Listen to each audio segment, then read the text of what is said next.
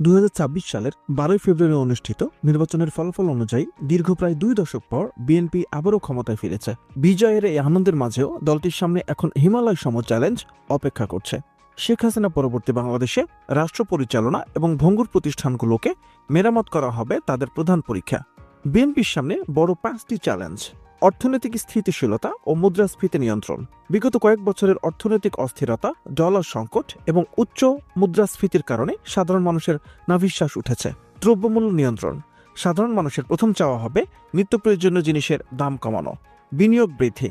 বৈদেশিক বিনিয়োগকারীদের আস্থা ফিরিয়ে আনা এবং পোশাক খাতের স্থিতিশীলতা বজায় রাখা হবে বিশাল চ্যালেঞ্জ।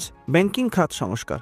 নড়বড়ে ব্যাংকিং ব্যবস্থা ও খেলাপি ঋণের লাগাম টানা সরকারের অগ্রাধিকার হতে হবে। প্রশাসনিক ও বিচার বিভাগীয় সংস্কার।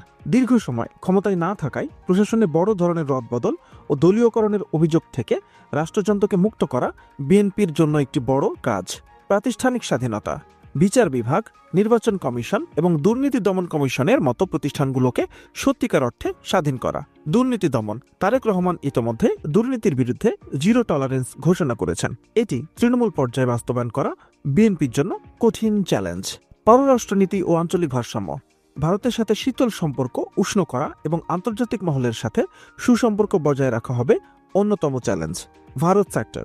শেখ হাসিনার ভারতে অবস্থান এবং সীমান্ত হত্যা ও তিস্তা পানি চুক্তির মতো অমীমাংসিত ইস্যুগুলো নিয়ে ভারতকে আস্থায় আনা। ভারসাম্য।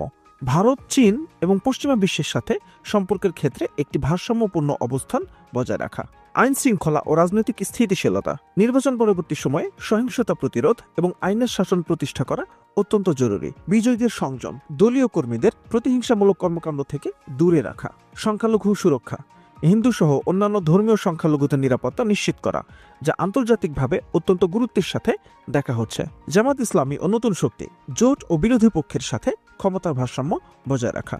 জন আকাঙ্ক্ষা ও তারুণ্যের দাবি।